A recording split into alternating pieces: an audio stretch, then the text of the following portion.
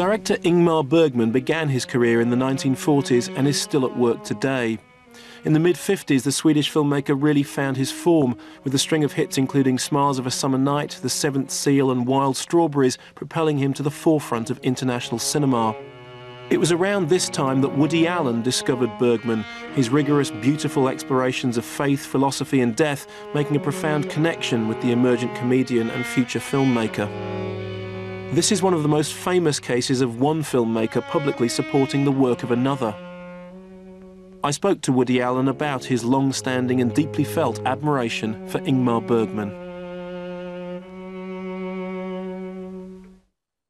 Ingmar Bergman's films obviously had a profound effect on you. Why should a modern audience be excited by them, and can you remember the circumstances under which you first saw them? I was a late teenager, and I saw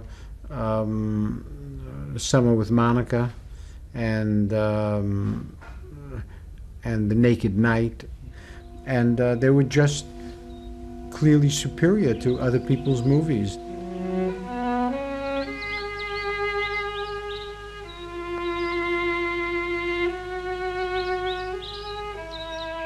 The fact that he's got a mind and an intellect, and the films are about something, and they're substantive, and they're philosophical, and that they're profound on a human level, that's all great. But he's first and foremost an entertainer, so it's not like doing homework. It's not like going to see some film that you hear is great, and you watch it and you figure, well, yes, it is great, but I was bored stiff, and I'm sure it's great, but it's all this talky, boring stuff, and, you know, not at all. Fan i mig, är det mitt träd de tänker såga ner? Din förpuppare taskfrans, vad tänker du göra med mitt trä, va? Kan du inte svara åtminstone hövlighet kostar så lite? Vem är du egentligen? Jag sågar ner i träd. Eftersom din tid är ute. Det går inte, jag har inte tid. Har du inte tid? Nej, jag har min föreställning. Ja, den är inställd. På grund av dödsfall. Men min kontrakt! Det är uppsagt. And what sort of films were you seeing at the time? Were there lots of European films, or was it mainly American cinema? I grew up in a very provincial neighborhood, and there was still a good amount of European movies showing. When you came into Manhattan, which was a much more sophisticated borough than Brooklyn, there were a tremendous amount of European films being shown.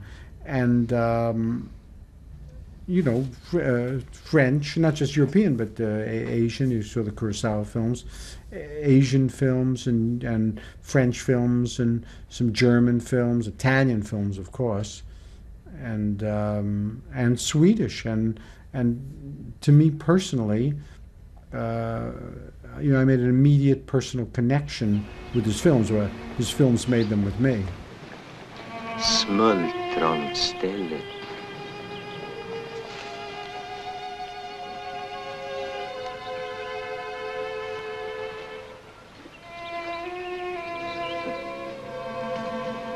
Det är möjligt att jag blev lite sentimental.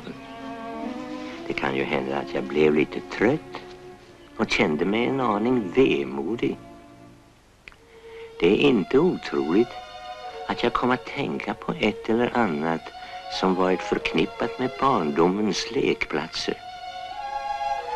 Jag vet inte hur det inträffade, men dagens klara verklighet gled över i minnets ännu klarare bilder som steg framför mitt öga med styrkan av ett verkligt skeende.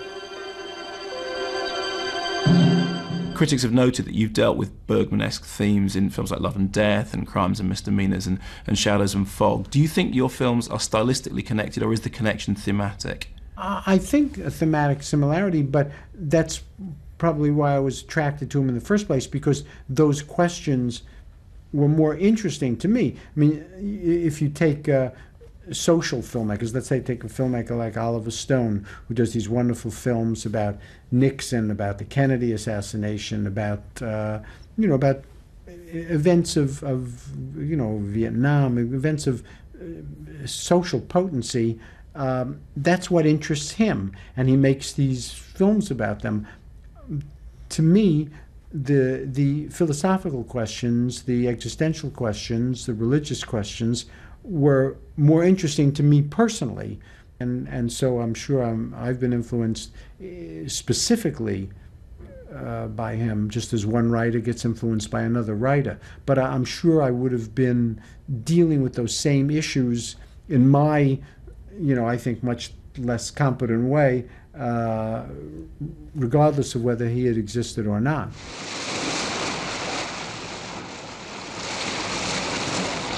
Perhaps Bergman's most famous film is The Seventh Seal, with this legendary representation of death, which you've parodied in movies like Love and Death. What is it about The Seventh Seal that has made it the archetypal movie about death?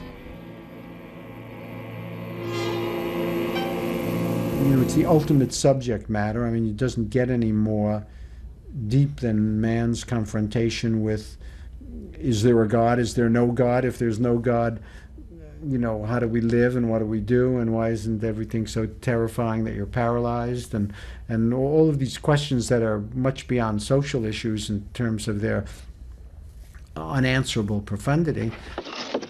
Jag vill ha vetskap, inte tro, inte antaganden, utan vetskap. Jag vill att Gud räcker mig sin hand, avtäcker sitt ansikte och talar till mig. Men han tiger. Jag ropar till honom i mörkret. Men ibland är det som det inte fanns någon där. Det kanske inte finns någon där. Men då är levandet en orimlig fasa. Here he explores these questions and dramatizes some of the best thinkers on the subject, and does it with enormous theatricality. Villkoret är att jag får leva så länge jag står dig emot. Spelar jag dig matt, friar du mig. The minute the film starts, you never take a breath till it's over. Du fick svart. Det passar ju bäst så, inte sant? What about a film like Cries and Whispers, which on the surface is dealing with incredibly morbid subject matter and yet manages to be life-affirming? Well, for the same reason that, when a great master like Chekhov or someone, or any tragedian, whether it's Euripides or Death of a Salesman, when they make these films, you don't come away depressed. You come away with an exhilarating feeling because you're in the presence of great art. Vad läser du? Jag läser i Agnes dagbok. Vad då? Torsdag den 30 september. Så här står det. Jag har fått den bästa gåvan en människa kan få i det här livet. Gåvan har många namn. Samhörighet, gemenskap, mänsklig närhet, ömhet. Jag tror att det är detta som kallas nåd. Jag rör inte vid mig. Kom inte nära mig. Jag avskyr alla sorters beröringar.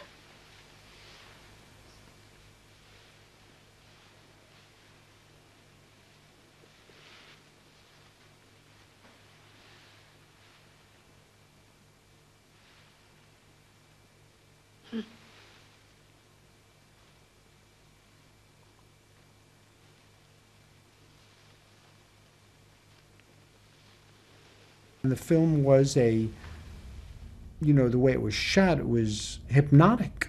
The choice of color and the choice to do the subject matter poetically. He's really a poet. The camera just moves slowly in and out of those rooms, and the clocks tick, and you're just hypnotized by the movie and the events that occur. And when it's over, even though much of it has been very down, grisly, negative